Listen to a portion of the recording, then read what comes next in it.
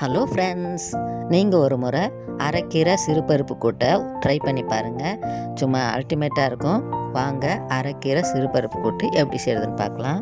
இப்போ stove on பண்ணிக்கலாம். கடாய் வச்சுக்கலாம். கடாயில் ஒரு குழிக்கரண்டி சன்ஃப்ளவர் ஆயில் ஊற்றிக்கலாம். எண்ணெய் சூடான பிறகு ஒரு ஸ்பூன் கடுகு, 5 காஞ்ச மிளகா, 4 பச்சை மிளகா, 6 கட் பண்ண பூண்டு பல், கொஞ்சம் கருவேப்பிலை, 1/4 ஸ்பூன் பெருங்காயத்தூள் சேர்த்து தாளித்த பிறகு கட் பண்ண 2 ஆனியனுக்கு தேவையான உப்பு சேர்த்து ஆனியன் ப்ரௌன் ஆகிற வரையும் வதக்கலாம். இப்போது கட் பண்ண 3 தக்காளி சேர்த்து தக்காளி சாஃப்ட் ஆகிற வரையும் எண்ணெயில் வதக்கலாம்.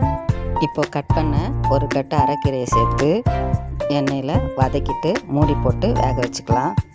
இப்போ கீரை வெந்து ரெடி ஆகிடுச்சு.